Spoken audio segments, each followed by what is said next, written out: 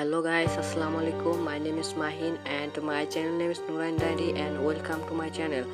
আশা করি আপনারা সবাই ভালো আছেন। আলহামদুলিল্লাহ আমি অনেক ভালো আছি। আজকে আমি তৈরি করেছি নতুন ভিন্ন স্বাদের ভিন্ন আইটেমের আরেকটি নতুন রেসিপি।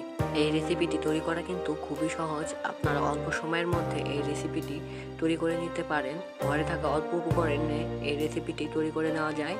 খেতেও কিন্তু খুবই দারুণ, দেখতে যেমন সুন্দর খেতেও কিন্তু খুবই মজাদার। এরকম নিত্য নতুন ভিডিও পেতে আমাদের চ্যানেলটাকে সাবস্ক্রাইব করে রাখুন এবং পাশে থাকা বেল বাটনটি চেপে দিন, যাতে আমি ভিডিও ছাড়ার সাথে সাথে আপনাদের কাছে নোটিফিকেশন চলে যায় এবং সেই সাথে আপনারা আমার এই নিত্য নতুন রেসিপিটি দেখতে পাবেন। আর বেশি কথা না বলে আমি রেসিপিটি তৈরি করে দেখাবো। আমি আলু দিয়ে এর ভিতরে পুরোটা তৈরি করে নেব। এখানে আমি নিয়েছি আলু। এখানে আলুটাকে আমি সিদ্ধ করে নিয়েছি। এরপর আমি এখানে দিয়ে দিচ্ছি 3টা শুকনো মরিচ। এখানে শুকনো মরিচটাকে আমরা তেলে ভেজে নিয়েছি। আপনারা কাঁচা মরিচও দিতে পারেন। এখানে আমি শুকনো মরিচ ব্যবহার করেছি, আপনাদের শুকনো মরিচ ব্যবহার করতে হবে কোনো কথাই না। এরপর আমি এখানে দিয়েছি পেঁয়াজ কুচি। পেঁয়াজ কুচিটাকে ভালো করে কুচি কুচি করে দিয়েছি। এরপর দিয়ে দিলাম পরিমাণ মতো লবণ দিয়ে এটাকে ভালো করে মেখে নিতে হবে। আমার পেঁয়াজ মরিচটাকে ভালো করে মেখে নেওয়া হয়ে গেছে। এখন আমি এখানে দিয়ে দেবো সরিষার তেল। সরিষার তেল দিয়ে এটাকে আবার ভালো করে মেখে নিব। এরপর আলুর সাথে এই পেঁয়াজ মরিচটাকে ভালো করে মেখে নিতে হবে। আমরা যেভাবে আলু ভর্তা করি সেভাবে এটাকেও ভর্তা করে নিতে হবে। আমরা যেভাবে আলু ভর্তাটা করে থাকি সেভাবে এটাকে আলু ভর্তা করে নিচ্ছি। আমার ভিডিওটি যদি ভালো লেগে থাকে তাহলে একটা টুস করে লাইক আর কমেন্ট করে যাবেন এবং সেই সাথে আমার এরকম নতুন নতুন ভিডিও পেতে আমাদের চ্যানেলের সাথে থাকবেন। অলরেডি আমার পুরটা তৈরি করে নেওয়া হয়ে গেছে। এখন আমি এটাকে সাইডে রেখে দেব। এখন আমি রুটি তৈরি করে নেব। সেই জন্য এখানে আমি নিয়েছি 1 কাপ পরিমাণ ময়দা। আপনারা এখানে আটাও দিতে পারেন। এরপর আমি এখানে দিয়ে দেবো পরিমাণ মতো লবণ। এরপর এখানে দিয়ে দিলাম 1 চা চামচ চিনি। এরপর দিয়ে দিচ্ছি সয়াবিন তেল। সাদা তেলটা আমি ব্যবহার করেছি। তারপর এটাকে ভালো করে মেখে নিতে হবে। ওকে আমরা ভালো করে মেখে নেব। রুটিটাকে যত ভালো করে মেখে নেবেন নাস্তাটি খেতেও কিন্তু খুবই দারুণ হবে এবং দেখতেও খুবই সুন্দর দেখা যাবে। সেই জন্য আপনারা রুটিটাকে ভালো করে মুছে নেবেন। আমার রুটি মুছে নেওয়া হয়ে গেছে। দেখতে পাচ্ছেন রুটি হাতের ভিতর নিয়ে চাপ দিলেই শক্ত হয়ে আসছে। এরপর আমি এখানে দিয়ে দিলাম রুম টেম্পারেচারে থাকা পানিটাকে দিয়ে এটাকে ভালো করে আবারও মুছে নিতে হবে।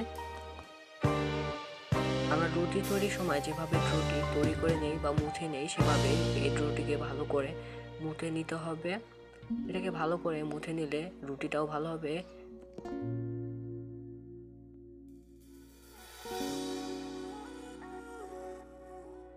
আমার রুটি প্রায় মুছে নেওয়া হয়ে গেছে। এখন আমি হাতে হালকা তেল ভরিয়ে এর রুটির গায়ে একটু ভরিয়ে তারপর এটাকে আমরা 5 থেকে 10 মিনিটের মতো ঢাকনা দিয়ে ঢেকে রেখে দেব।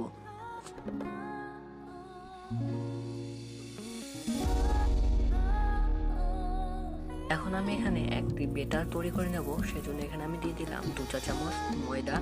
এরপর আমি এখানে দিয়ে দেবো পরিমাণ মতো লবণ। এরপর রুম টেম্পারেচারে থাকা পানিটা দিয়ে এটাকে ভালো করে গুলে নেব বা মিশিয়ে নেব। এই বেটাটাকে ভালো করে মিশিয়ে নিতে হবে যাতে এখানে কোনো ময়দা দলা দলা ভাব না থাকে কিংবা লাঞ্চ না থাকে। এটাকে ভালো করে মিশিয়ে নেব।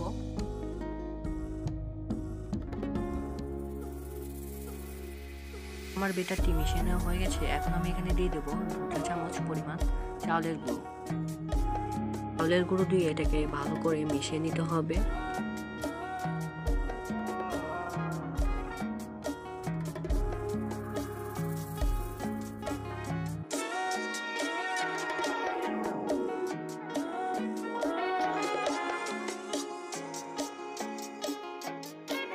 এটাকে ভালো করে মিশিয়ে নেওয়া হয়ে গেছে। এ পর্যায়ে আমি এখানে দিয়ে দেবো ধনিয়া পাতা। এখানে আমি ধনিয়া পাতাগুলোকে ভালো করে ছোট ছোট করে কুচি কুচি করে নিয়েছি। ধনিয়া পাতা দেওয়ার পর এটাকে আবারও ভালো করে মিশিয়ে নিয়ে এরপর আমি এখানে দিয়ে দেবো চিলি ফ্লেক্স দেওয়ার পর এটাকে আবারও ভালো করে নিয়ে যেয়ে দিতে হবে। অল্প চিলি ফ্লেক্স দিলে হবে। আর বেটারটি তৈরি করে নেওয়া হয়ে গেছে। অলরেডি 5 মিনিট হয়ে গেছে। এখন আমি ঢাকনাটাকে তুলে ফেলছি। দেখতে পাচ্ছেন রুটি কত সফট হয়ে এসেছে। এখন আমি এই ডোটাকে 2টা ভাগে ভাগ করে নেব।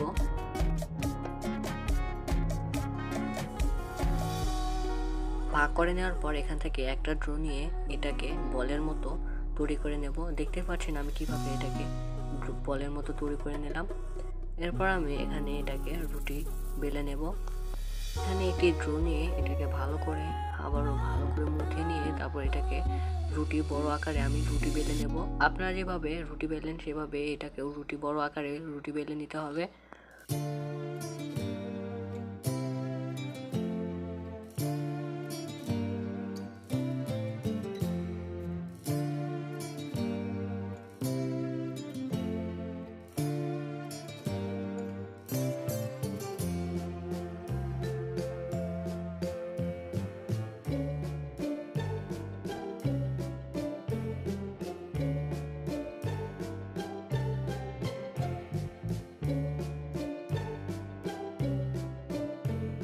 রুটিটাকে বেশি মোটাও না বেশি পাতলাও না, মিডিয়াম সাইজে করে রেখে দিতে হবে। এটাকে বেশি বেললে বেশি পাতলা হয়ে গেলে নাস্তাটি কিন্তু দেখতে খারাপ দেখা যাবে এবং খেতেও দারুণ লাগবে না। দেখতে পাচ্ছেন আমার রুটির সাইজটি কেমন হয়েছে, পাতলাও না বেশি ঘনও না, হালকা মিডিয়াম সাইজে হয়েছে। এখন আমি এখানে একটা স্টিলের গ্লাসের সাহায্যে এটাকে রাউন্ড শেপ দিয়ে কেটে নেব।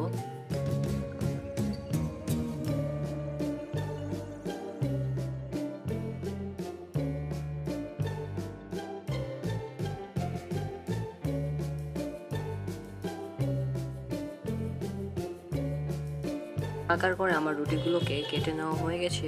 এখন আমি এগুলোকে আলাদা করে নিচ্ছি।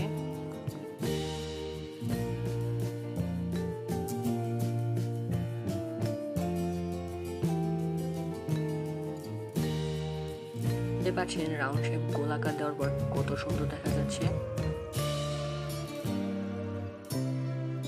এখন আমি এখানে সেই আলু ভর্তার পুরটি এর রুটির উপরে দিয়ে দেবো। এখানে বেশি পুর দেওয়া যাবে না, তাহলে কিন্তু ভাজার সময় বের হয়ে আসবে। এখানে অল্প অল্প করে পুর দিতে হবে।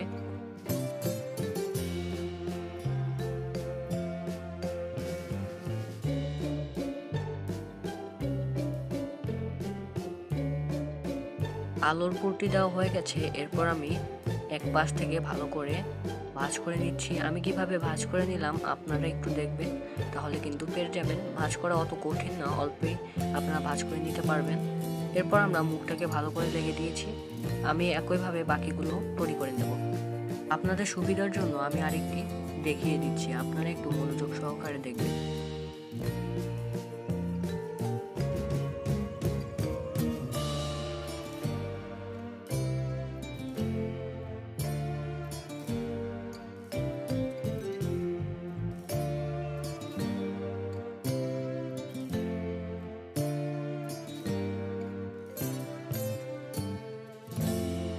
সবগুলো নাস্তা তৈরি করে নেওয়া হয়ে গেছে। এখন আমি এগুলোকে ভেজে নেব।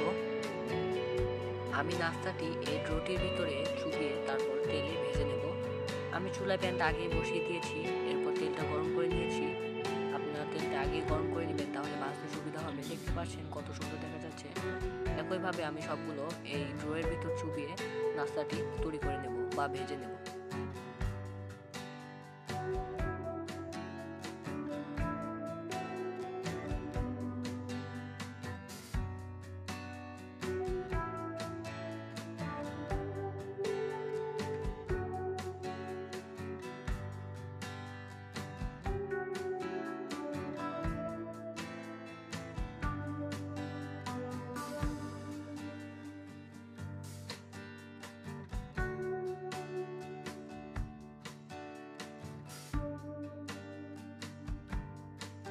আপনারা নাস্তাটি ফ্রাই প্যানে না ভেজে যদি কড়াই ভেজে নেন, তাহলে কিন্তু নাস্তাটি আরও সুন্দর হবে এবং ফুলে উঠবে।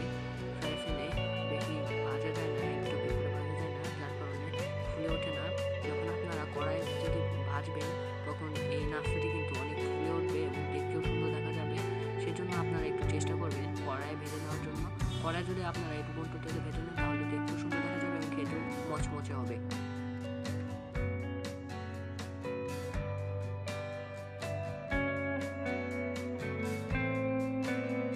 নাস্তাটির এক পাশ ভেজে নেওয়া হয়ে গেছে। এখন আমি অন্য পাশটাও ভেজে নিচ্ছি। দেখতে পাচ্ছেন কালারটি কত সুন্দর দেখা যাচ্ছে, কালারটি বাদামি বাদামি হয়ে আসছে। আমার নাস্তাটি ভেজে নেওয়া হয়ে গেছে। এখন আমি এটাকে নামিয়ে ফেলছি। দেখতে পাচ্ছেন নাস্তাটি কত সুন্দর দেখা যাচ্ছে, দেখে জিভে জল চলে আসবে। যে কেউ একবার দেখলে এই নাস্তাটি প্রেমে পড়ে যাবে, দেখে তো সবারই জিভে জল চলে আসবে। এরকম মুখরোচক খাবার কে না পছন্দ করে, সবাই কিন্তু এরকম মুখরোচক খাবার খেতে খুবই পছন্দ করে। একটু সস দিয়ে যদি এই মুখরোচক খাবার খাওয়া হয় তাহলে কিন্তু খুবই ভালো লাগবে। আপনারা অবশ্যই একবার ট্রাই করবেন। আপনারা দেখবেন অল্প সময়ের মধ্যে এই নাস্তাটি তৈরি করে নেওয়া যায়। ছোট থেকে বড় সবাই কিন্তু এই নাস্তাটি পছন্দ করবে, একবার খেলে বারবার খেতে চাইবে। আর মেহমানদের সামনে যদি এরকম নাস্তা দেওয়া হয় তাহলে তো মেহমানদের কোনো কথাই নেই, তারা চেটে পুটে খাবে আর আপনার প্রশংসায় ভরে যাবে। আপনারা অবশ্যই আপনাদের বাসায় যখন মেহমান আসবে তাদের সামনে এরকম নাস্তা উপস্থাপন করতে পারেন, তারা কিন্তু খুব মজা করে খাবে।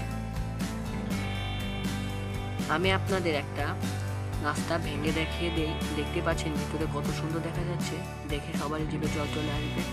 আজকে এতটুকুই, দেখা হবে অন্যদিন আরেকটি ভিডিও নিয়ে। আল্লাহ হাফেজ।